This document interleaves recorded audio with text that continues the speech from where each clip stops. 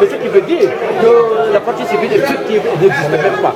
Elle n'existe même pas. Et comme l'a dit mon éminent et distingué confrère, notre BA tout à l'heure, ce n'est qu'un début d'une victoire éclatante. Ce n'est qu'un début d'une victoire éclatante. Parce que nous n'allons pas nous arrêter là. Nous allons de même déposer notre lettre d'appel pour que cette décision qui a été prise soit purement et simplement infirmée par une juridiction de censure qui est la juridiction de la Cour d'appel, la chambre correctionnelle de la Cour d'appel. Vous allez tout à fait remarquer que tout au long des débats à la barre, qui constituait l'instruction finale à la barre, le fait, il s'est avéré que les faits ne sont nullement établis à l'encontre de notre député. Même si les faits là sont établis, ils ne sont pas imputables à notre honorable député Ousmane Gawa.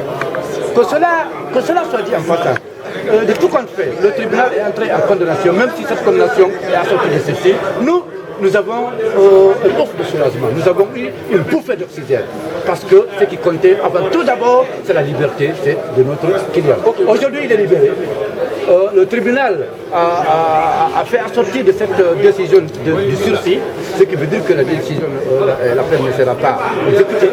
Donc il est à liberté à partir de la minute, à partir du moment où je vous parle, il va rentrer calmement à la maison, mais le combat ne peut que commencer parce que nous allons continuer jusqu'à ce que cette décision soit purement et simplement infirmée par une juridiction de censure qui est la chambre correctionnelle de la Cour. Ok, d'abord ça, vous avez demandé d'écarter, comment on appelle, ce certificat médical. À votre avis, qui est derrière cela?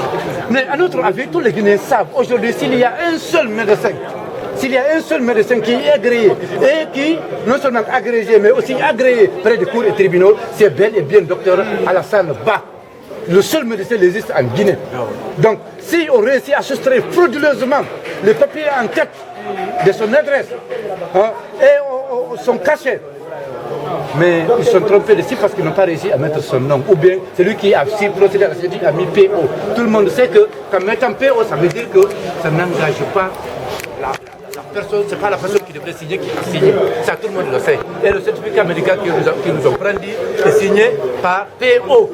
Sans préciser le nom de celui qui a signé. On sait, est-ce que ça peut être une sage-femme? Mais pourquoi le plaignant n'est pas venu? Non, le plaignant n'est pas venu simplement au tribunal d'écarter cette pièce qui est tombée du ciel, qui a été fabriquée à dessein. Voilà, demandez au tribunal de l'écarter purement et simplement. Le plaignant, pourquoi il n'est pas venu? Mais écoutez, je vous ai déjà dit dès le début, comme mes confrères l'ont dit, dans cette affaire, il n'y a eu que du montage. C'est une machination. C'est dans le dessein de freiner l'élan du combattant pour la liberté, pour le respect des libertés individuelles et collectives, pour le freiner dans son élan du développement global et multiforme, pour qu'il y ait ce pays soit un pays de droit, respecter des libertés fondamentales. C'est ça, l'honorable Ousmane Gawa, tout le monde sait, l'élan dans lequel il s'est engagé. C'est pour que la Guinée change, c'est pour que la Guinée soit au rendez-vous de pays qui respectent les droits de l'homme. Et on sait que ça a freiné son élan, mais ils ont échoué. Ils ont échoué à partir du moment où un groupe d'individus habillés en uniforme et armés se mettait à ses trousses dans son quartier, à Somponia, à sa recherche. Si ce groupe-là parvenait à le happer, on allait l'exterminer de façon sommaire et de façon extrajudiciaire. Heureusement, ils ont échoué. Librement, volontairement, accompagné de son bataillon d'avocats, il a comparé devant le procureur général, devant le procureur de la République, de là au PM3. Où on a trouvé des officiers de police judiciaire, il faut le reconnaître, respectueux de la liberté fondamentale, respectueux de la liberté individuelle et collective, respectueux des textes, et une police judiciaire républicaine. Ils l'ont entendu dans les règles de l'art. Au bout d'une heure de temps, tout était fini. On revient de voir le procureur de la République qui, aveuglément, l'a mis sous mandat de dépôt. Heureusement, le tribunal nous a prouvé que, comme on l'a souhaité, qu'il est indépendant, qu'il est équitable, qu'il est impartial. Notre client ne retourne pas en prison, grâce au tribunal. Parce que nous avons cru et vérifié son impartialité, son indépendance.